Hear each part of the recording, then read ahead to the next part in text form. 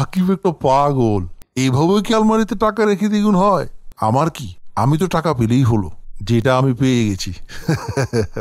আল্লাহর হুকুম নবীর সুন্নত করতে হবে জিন্দা, এই আমলে পাবো না জাত আসবে সফলতা। এইভাবেই দুনিয়া আখিরাতে হব আমরা সফল, শান্তির পথে ইসলামের আলো জ্বালিয়ে দেব প্রবল। আসিফের সাথে চলো আমরাও ইসলামকে শিখি ও আমল করি। শিক্ষণীয় সব মজার মজার কার্টুন পেতে আমাদের চ্যানেলটি আজই সাবস্ক্রাইব করুন এবং পাশে থাকা বেল আইকনটি প্রেস করুন। আসিফের এলাকায় আকিব নামে একজন লোক ছিল।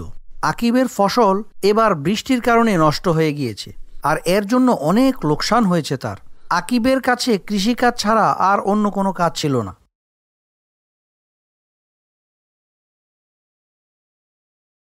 আয় আল্লাহ, 2 মাস হয়ে গিয়েছে, কোনো কাজ পাওয়া যাচ্ছে না। আদনানের টাকাও পরিশোধ করতে হবে।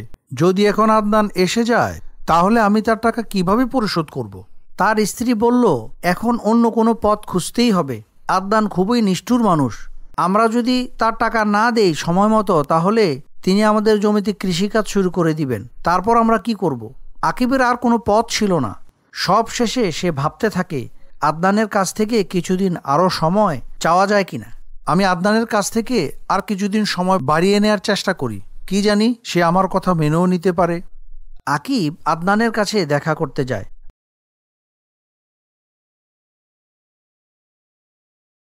আরে আসো আসো আকিব, আসো।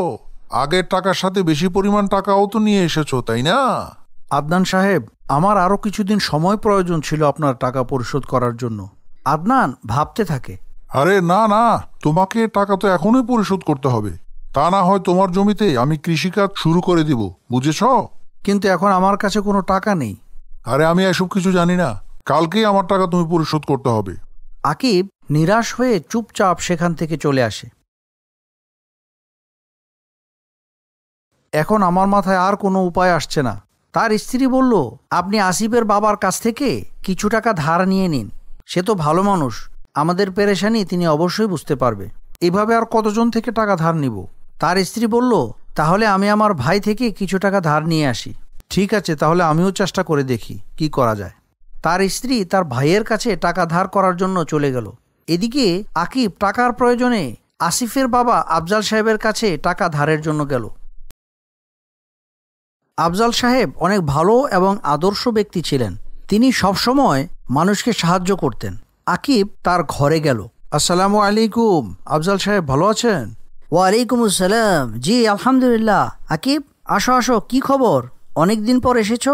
হ্যাঁ সাহেব, একটু পেরেশানিতে আছি। কি হয়েছে আকিব, বলো।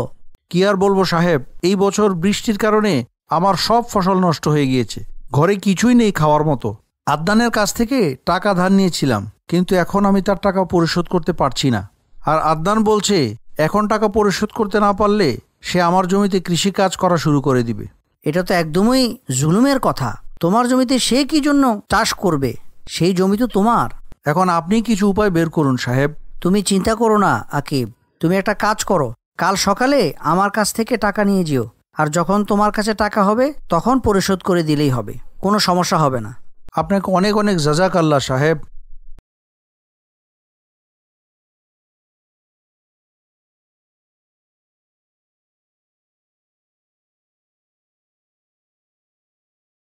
পরের দিন আকিব আফজালের কাছ থেকে টাকা নিয়ে বাসায় চলে যায়, আর টাকা ঘরের আলমারিতে রেখে দেয়। তারপর সে ঘরের বাজার করার জন্য বাইরে যায়। ঘরে খাওয়ার মতো তেমন কিছুই ছিল না। তার স্ত্রী আসলে কিছু তো বাজার করতেই হবে। আকিব বাজার করার জন্য যেতে লাগলো, আর তখন তার স্ত্রীও ঘরে আসলো। সে তার ভাই থেকে আনা টাকা আলমারিতে রেখে দেয়, আর আকিবের আনা টাকা দেখে ভাবতে থাকে, মনে হয় সেও টাকার ব্যবস্থা করে ফেলেছে। ভালোই করেছে, এখন কোনো কাজ শুরু করে দেব। কিন্তু সে কোথায় গেল? আমি তাকে খুঁজতে বের হই। আর ওদিকে আদনান আকিবের সাথে দেখা করার জন্য ঘরে আসতে থাকে, আর তখনই আকিবের সাথে মাঝ রাস্তায় তার দেখা হয়ে যায়। আকিব, আমার টাকা পরিশোধ করো এখনই। হ্যাঁ আদনান সাহেব, এখন তো আপনার টাকা নিয়ে আমি বের হইনি বাসা থেকে।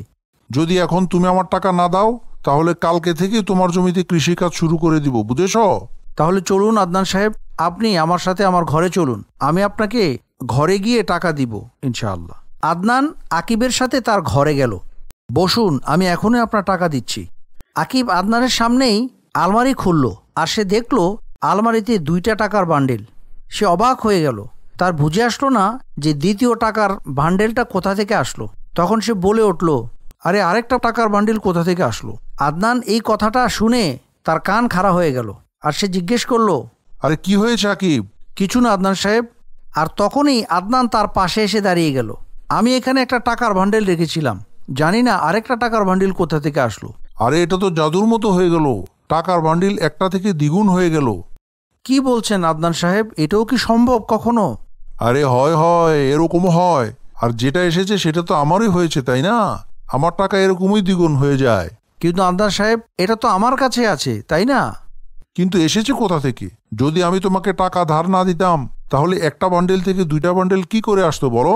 আদনান সাহেব, আদনান আকিবকে চুপ হতে বলে। হয়েছে অনেক হয়েছে। আর এখন আমার সাথে বেশি কথা বলবে না, তা না হলে তুমি কালকের কথা বলে একদিন পরে টাকা পরিশোধ করতে চাচ্ছ। আমি চাইলে আজ এখন থেকে তোমার জমিতে কৃষিকাজ শুরু করতে পারি, কিন্তু আমি এটা করতে চাচ্ছি না। তাই 2টা টাকার বান্ডিলই তো আমার হয়েছে, বুঝেছ? আদনান টাকার 2টা বান্ডিল নিয়েই চলে গেল। আকিব একটা পাগল। এইভাবে কি আলমারিতে টাকা রেখে দ্বিগুণ হয়? আমার কি, আমি তো টাকা পেলেই হলো, যেটা আমি পেয়ে গেছি। আকিব চিন্তায় পড়ে গেল, দ্বিতীয় টাকার বান্ডিলটি কোথা থেকে আসলো। আর তখনই তার স্ত্রী ঘরে আসলো, এবং তার স্ত্রী বলল, আরে আপনি ঘরে এসেছেন, তুমি কখন আসলে? তার স্ত্রী বলল, কিছুক্ষণ আগে এসেছি, আপনাকে ঘরে না পেয়ে খুঁজতে গিয়েছিলাম বাইরে। আমি আলমারিতে কালকে রাতে টাকার একটা বান্ডিল রেখেছিলাম, আজকে দেখলাম 2টা বান্ডিল হয়ে গিয়েছে, জানি না আরেকটা বান্ডিল কোথা থেকে আসলো। তার স্ত্রী বলল, সেই টাকার বান্ডিল তো আমি আমার ভাইয়ের কাছ থেকে এনেছি, কারণ আজকে তো আদনানের টাকা পরিশোধ করতে হবে, তাই না? আকিব সবকিছু বুঝতে পারলো। আয় আল্লাহ, এটা কি হয়ে গেল? আমার বেখেলের কারণে আদনান সব টাকা নিয়ে গেল। আমি জানতাম না যে তুমি টাকা রেখেছো। আদনান এসেছে, আমি তাকে টাকা দেওয়ার জন্য আলমারি খুলেছিলাম, সে 2টি টাকার বান্ডিল দেখলো, আর সে আমার সাথে ঝামেলা করে আমার কাছ থেকে টাকার বান্ডিল 2টাই নিয়ে গেল। তার স্ত্রী তখন তাকে বলল, আপনি তাকে আটকাননি কেন? আমি তাকে বোঝানোর চেষ্টা করেছিলাম, কিন্তু সে আমার কথা মানলই না। তার স্ত্রী বলল, আমি কত কষ্ট করে আমার ভাইয়ের কাছ থেকে টাকাগুলো এনেছিলাম, এখন কি করব আমরা? আমি এখনই আসিফের বাবার সাথে সব কথা বলে আসি।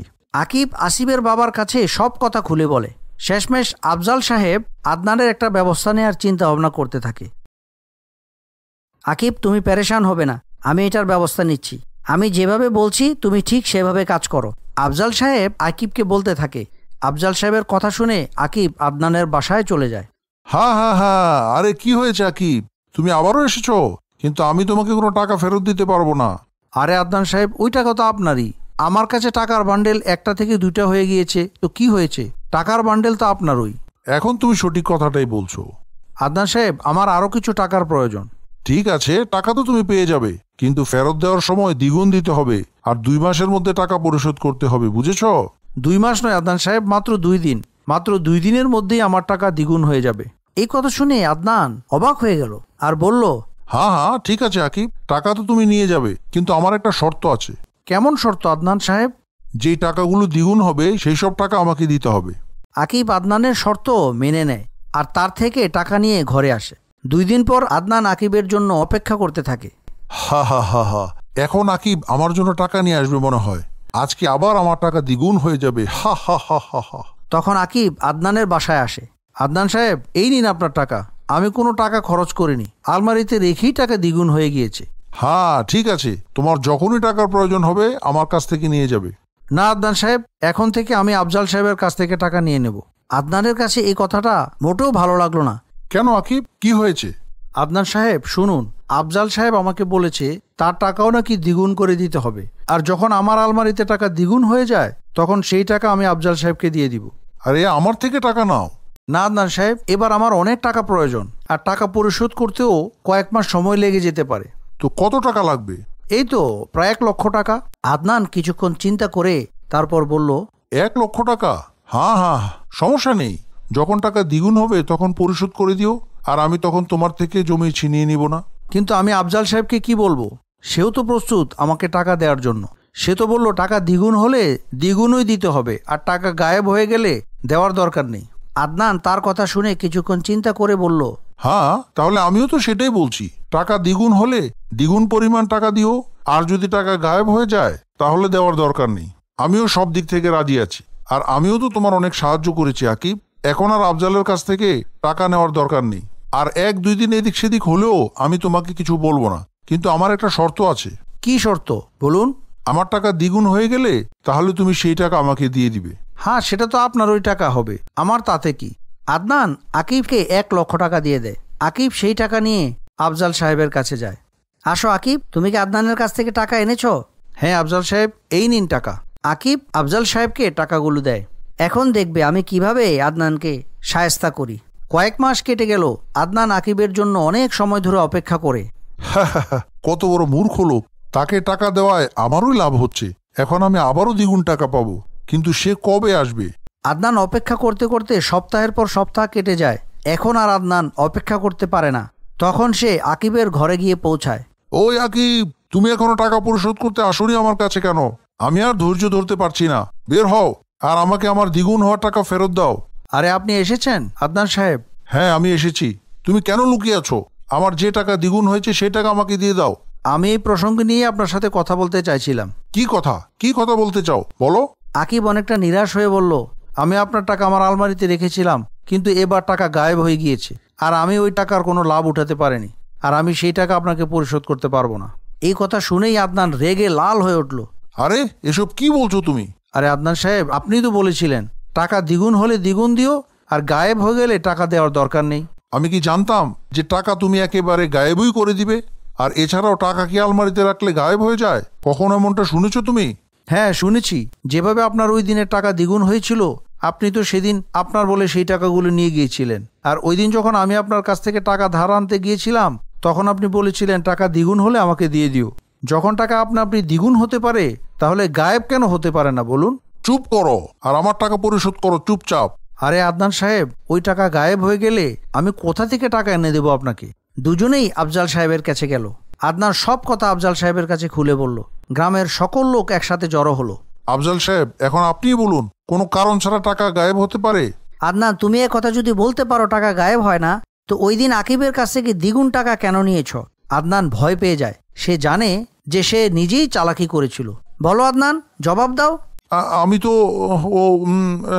আকিব বলেছে তাই আমি রেখে দিয়েছি। রেখেছো নাকি ছিনিয়ে নিয়েছো? যদি ওই দিনের টাকা তোমার হতো, কারণ সেটা দ্বিগুণ হয়েছিল, তাহলে আজকের টাকা তোমার গায়েব হয়ে গিয়েছে। এখন সেই টাকা তুমি আর পাবে না। আর তুমি তো নিজেই বলেছিলে যদি টাকা গায়েব হয়ে যায় তাহলে কিছুই দিও না। আদনান বুঝতে পারে যে সে ফেঁসে গিয়েছে। সে বুঝতে পারে তার লোকসান তো হয়েই গিয়েছে। আফজাল সাহেব, আমি বুঝতে পেরেছি আমার ভুল হয়েছে, আর আমি এর মধ্যে ফেঁসে গিয়েছি এটাও আমি বুঝে গিয়েছি।